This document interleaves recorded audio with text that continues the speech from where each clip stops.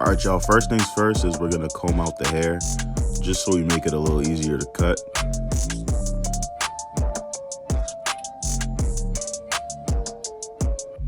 Now we're gonna grab that number one guard and we're just gonna start taking down the hair. As you can see, she has an undercut, so we're just gonna use that one guard and we're gonna go all the way around with it. I just had it open just to see how the hair would react, and I saw that we could go lower, so I just closed it fully. Now I'm just doing it all along the back, all around.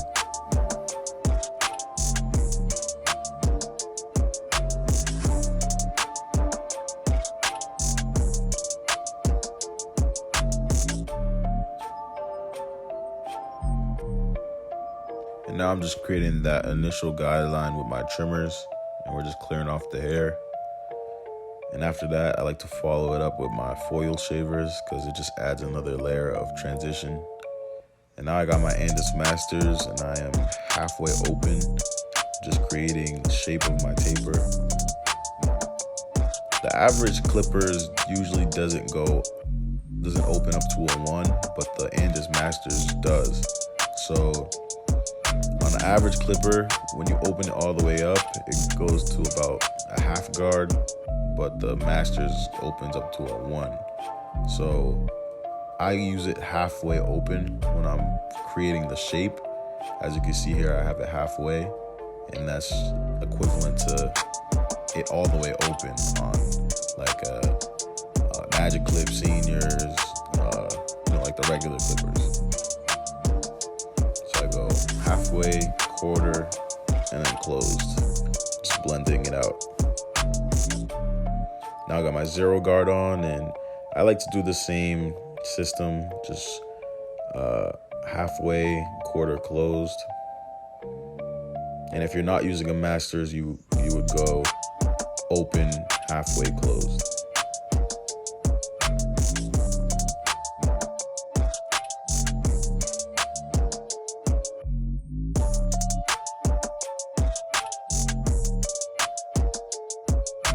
And I also like to kind of use the corners of my blade. That kind of adds like another notch. Now I'm just cleaning it up with it open. Now we're just setting that guideline in the back. These clippers are kind of sharp, so that's why I come in with it, like using the back of it like that. And again, I got it halfway, just going about half an inch. I'm just trying to make an even guideline.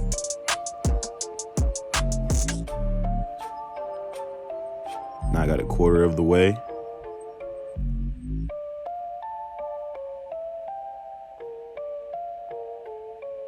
So again, on my Andis Masters, I go halfway, quarter of the way, then closed. Now I got my zero guard, I'm going halfway, then I'm gonna go quarter, then closed. But if you got Wall Seniors, Wall Magic Clips, Babyliss, those clippers don't really extend to 1, so it would be all the way open, halfway, and closed. Just to let y'all know again.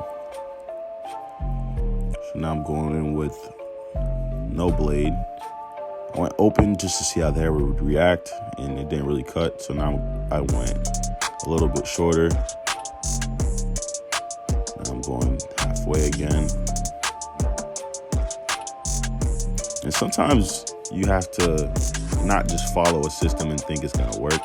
Like you have to look at the hair and hear the hair. Kind of just use all your senses just to see if it's cutting. Like as you can see, there's that little dark spot right there, and I'm trying to get it out. And I might need to go shorter, like really shorter, just because the hair is stubborn there. But just in that area. Now I got my number one guard closed. Now I got my zero guard. Yeah, I chipped the tooth there the other day. I don't even know how that happened, but now we're just gonna do the same thing on the other side. I'm showing you guys something real quick. How I'm using the double foiled side, and I use that when I want to clear more hair on a bigger surface, and I use the one side when it's like smaller surface and I don't really need to bald that much. But yeah, we're pretty much doing the same thing we did on the other side. Here I got my zero guard and I'm just blending down. I did a 1 all around, so it shouldn't take me too much to blend this out.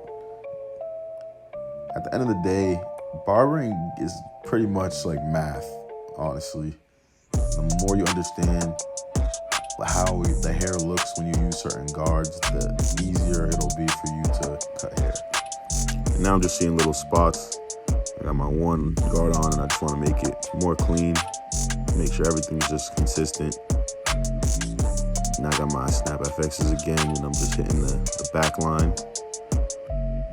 Trying to make sure I don't bring it in, but I'm right on that line and making it as clean as possible.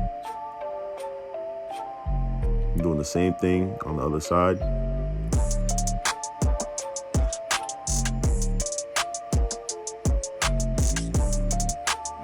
So when I first started cutting hair, here's one of the areas I used to neglect.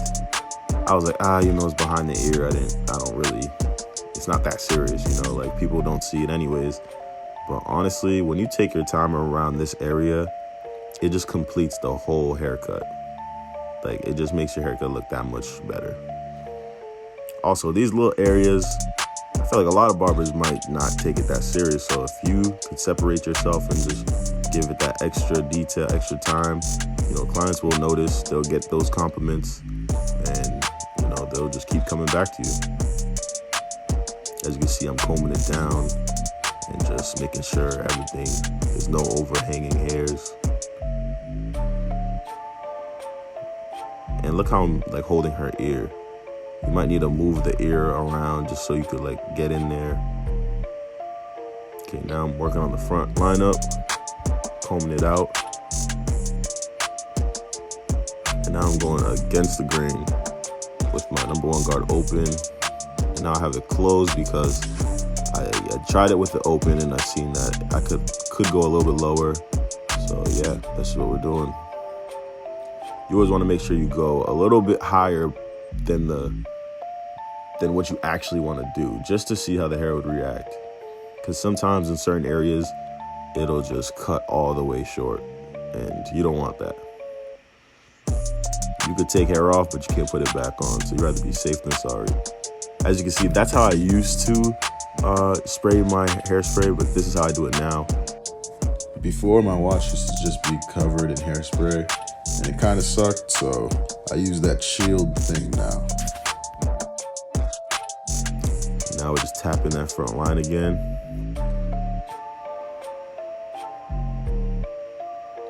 And I'm pulling her forehead down. When you do that, it makes the hair stand up and just makes it easier for you to cut. And just hit those those hairs. Again, with the details.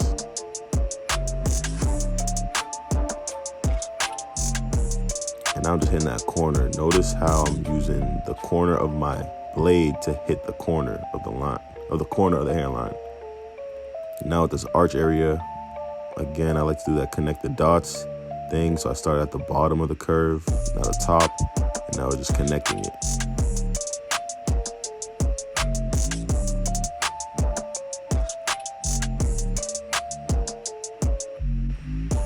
We did one side, now we're just doing the same thing on the other side. When I first started cutting hair, lineups was something I struggled with a lot.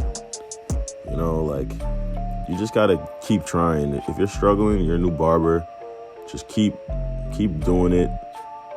Use your mirrors. That's a big one. I used to not use my mirrors, and I'm gonna be honest, I had some dudes slanting sometimes, but hey man, it was a learning experience, and now we're good. Definitely way more confident than I was before. But yeah, man, don't let that discourage you. If you don't know how to do it, just keep practicing. Go to somebody who is good at it and just learn from them. And now I'm doing the same thing in that top arch and the bottom area, and now just connecting it. As you can see, this taper is coming out nicely. And now I'm just bringing the hairline down a little bit more. I see that there's a little bit more weight on the hair that I could take down and just make this front hairline way more smooth. So this is a trick I learned on my own. So I remember like when I was a kid and just in math class or whatever, I remember in geometry we talked about symmetry and having a line of symmetry. So I kind of just created that line with my comb, and when I do that, I step back, close one eye, and just take a look. I can see if one side is more slanted than the other, and all I have to do is just adjust it a little bit. But yeah, if you need help with hairlines, I definitely suggest that tip. Now I'm just coming back with the razor. Just getting any little stubbly hair right in front of the hairline, just to make it even more clean.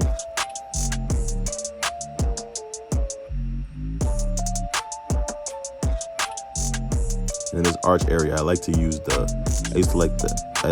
edge of the razor. Feels like I have more control. And now I'm just hitting the front hairline with the enhancements a little bit. Notice how I'm tapping it. Again, you don't want to overcommit. You want to spray a little bit, move it away, take a look, and if you need more, do it again. But I don't know, to me, if I'm using enhancements and it's just freaking pitch black, it just does not look good to me. So yeah, again, after I use enhancements, I'm using the razor again, and we just hitting that, man. You can see the contrast between the taper. So now, as you can see, this is the before. You know, she came in with her hair looking a little rough. I ain't gonna lie. It's time for a cut. So she came to finesse, and you know, I had to finesse, man. So let me know what y'all think about this taper. You know, we did a mid taper, enhancements, tapered the back out. Yeah, man, just let me know what you guys think.